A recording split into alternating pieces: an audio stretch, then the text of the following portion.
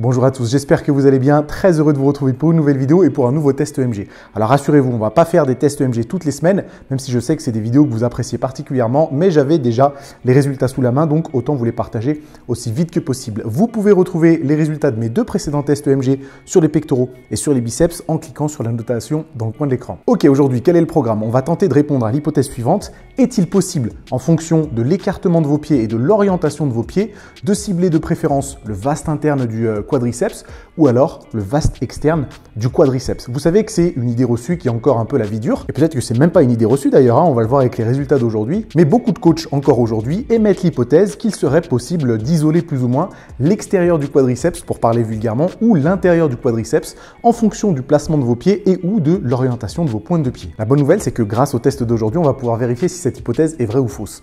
Le test est très simple, j'ai placé deux capteurs sur mon quadriceps, un premier capteur sur le vaste interne, un deuxième capteur sur le vaste externe.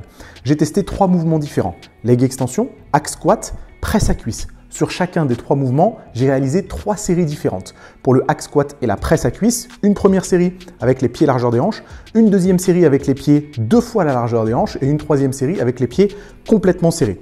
Pour les extensions, j'ai réalisé encore une fois trois séries différentes, mais une première série avec les pointes de pied parallèles, une deuxième série avec les pointes complètement ouvertes et une troisième série avec les pointes complètement fermées. Chacune de ces trois séries a en fait été réalisée 2 fois pour être sûr d'avoir les bons résultats, et j'ai toujours pris au moins 6 minutes de récupération entre chacune des séries. À chaque fois, j'effectuais 10 répétitions avec une charge qui me permettait d'en faire à peu près une quinzaine. Donc j'étais relativement loin de l'échec, mais j'avais quand même une charge de travail relativement importante. Avant de vous montrer les résultats, n'oubliez pas que je partagerai les résultats complets en fichier PDF dans ma newsletter de ce week-end.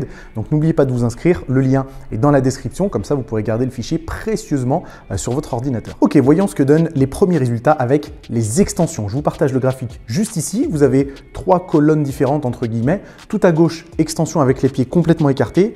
Au milieu, extension avec les pieds parallèles.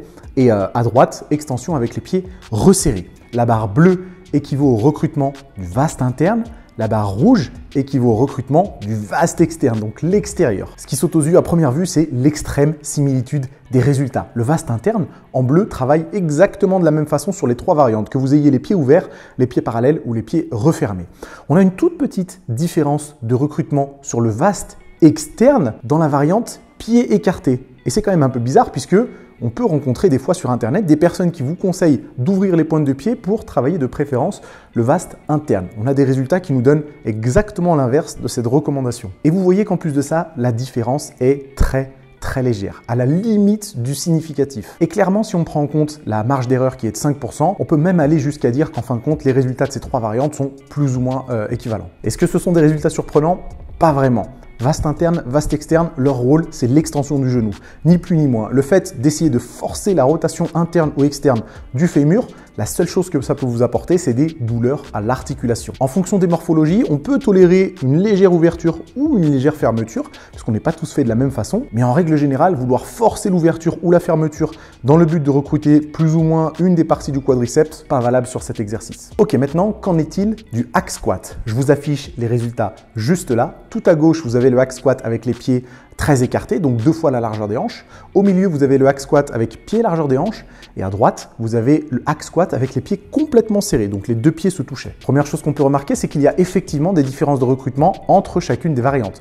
Mais deuxième chose, on peut remarquer aussi qu'il n'y a pas vraiment de différence de ratio entre vaste interne et vaste externe. Que ce soit pied écarté, pied largeur des hanches ou pied serré, on a toujours le même rapport entre recrutement du vaste interne en bleu et recrutement du vaste externe en rouge. Donc encore une fois, écarté, largeur des hanches ou resserré, le ratio entre travail du vaste interne et du vaste externe ne change absolument pas. Donc on ne peut pas mettre l'accent sur une des portions du quadriceps en variant l'écartement des jambes. Donc l'hypothèse qui voudrait qu'il soit possible de mettre un peu plus l'accent sur une des parties du quadriceps, en tout cas sur le hack squat et les extensions, est complètement fausse. Mais alors comment expliquer qu'il y ait quand même une différence de recrutement sur le quadriceps en général en fonction des 3 variantes? Pour moi, l'explication la plus logique, c'est que la variante que j'ai le plus l'habitude d'effectuer, c'est celle avec les pieds relativement serrés. Alors j'ai jamais les 2 pieds collés, mais je dois avoir les 15 ou 20 cm d'écartement entre mes 2 pieds lorsque j'effectue du hack squat dans ma propre séance jambes. Le hack squat pied écarté, je ne l'ai jamais fait. Donc peut-être que ça explique une certaine difficulté à recruter les quadriceps par rapport aux pieds serrés. C'est la seule explication qui me vient en tête. Passons maintenant au résultat de la presse à cuisse. Encore une fois, je vous affiche les graphiques. Sur la gauche, vous avez compris, pied écarté. Au milieu, pied largeur des hanches et à droite, pied complètement serré. Et on a des résultats qui ressemblent un petit peu à ceux du hack squat, sauf que dans ce cas-là, ils sont inversés. C'est-à-dire que le recrutement général du quadriceps change très légèrement en fonction des variantes, mais le ratio entre recrutement du vaste interne et recrutement du vaste externe est virtuellement le même sur ces trois variantes-là. Si on veut chipoter un petit peu, on voit quand même que le vaste interne, en bleu, travaille un peu plus que sur les autres variantes lorsque vous avez les pieds écartés. À mon avis, ce n'est pas à cause de la position, mais plutôt à cause de l'amplitude. Lorsque vous ouvrez les hanches sur la presse à cuisse, effectivement, vous avez la capacité de descendre un petit peu plus bas.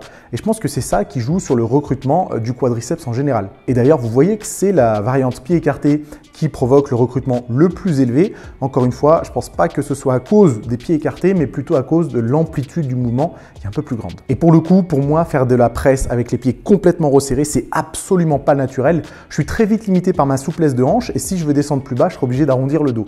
Donc à mon avis, c'est à cause de cette raison que la variante avec les pieds complètement serrés provoque le recrutement le moins important. Donc encore une fois, comme pour le hack squat et les extensions, vous voyez que sur la presse à cuisse aussi, l'hypothèse est invalidée. Varier l'écartement de vos pieds ou l'orientation de vos pieds n'a pas vraiment d'incidence sur le recrutement du vaste interne et du vaste externe du quadriceps. Donc moralité, trouvez la position et la variante qui vous convient le mieux. Ça peut être pied écarté, ça peut être pied complètement resserré, ça peut être pied largeur des hanches.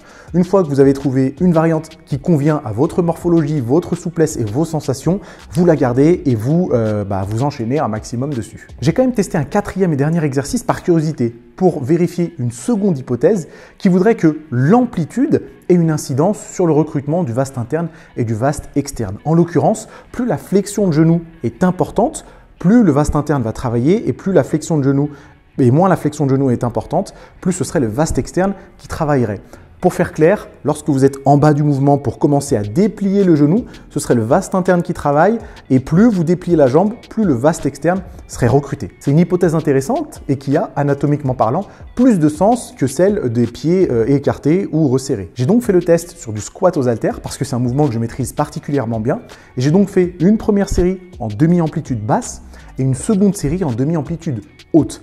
La charge relative était la même, c'est-à-dire que pour les deux variantes, j'ai fait une série de 10 répétitions, sauf que la charge absolue était différente. Vous vous en doutez, vous êtes plus fort lorsque vous faites des demi-amplitudes hautes, donc j'ai dû prendre plus lourd sur les demi-amplitudes hautes que la charge que j'ai choisie pour les demi-amplitudes basses. Et voici les derniers résultats. Donc à gauche, vous avez le squat aux haltères demi-amplitude basse et à droite, vous avez le squat aux haltères en demi-amplitude haute. Et on voit qu'effectivement, sur cet exercice-là, sur la variante demi-amplitude basse, on a un vaste interne qui travaille un tout petit peu plus que la variante demi-amplitude haute. C'est pas flagrant, mais il y a quand même une différence plus importante que tous les autres exercices que j'ai traités précédemment. Le recrutement en général est aussi plus élevé alors que la charge de travail que j'ai utilisée pour le squat aux haltères demi-amplitude basse était bien plus légère que demi-amplitude haute. Donc vous vous en doutez, on ne peut pas tirer vraiment de conclusion de ce genre de résultat sur un seul exercice, mais ça nous permet d'aller un petit peu plus loin dans la réflexion et d'imaginer qu'il serait effectivement plus intéressant de travailler dans une certaine amplitude plutôt qu'une autre. Et voilà, c'est tout pour ces résultats. C'est quand même pratique ces expérimentations parce qu'on peut balayer les idées reçues assez rapidement finalement et ça vous permet vous de faire les meilleurs choix dans votre entraînement. Conclusion, ne variez pas l'inclinaison des pointes de pied sur les extensions, le hack squat ou la presse à cuisse. Choisissez un écartement qui vous permet d'avoir le meilleur compromis entre amplitude, charge de travail, sensation et confort général. Et puis vous restez dans cet écartement et surcharge progressive au maximum. Mais fini les idées reçues du genre on va pouvoir développer le sweep du quadriceps grâce à des pieds resserrés. Ça, c'est n'importe quoi. C'est tout pour cette vidéo les amis, j'espère qu'elle vous a plu. Si c'est le cas, n'oubliez pas de la partager, on met un pouce en l'air, on manifeste son soutien dans les commentaires et puis bien sûr, on s'abonne à la chaîne. Moi je vous dis à bientôt pour une autre vidéo d'entraînement, d'expérimentation AMG, on verra ça.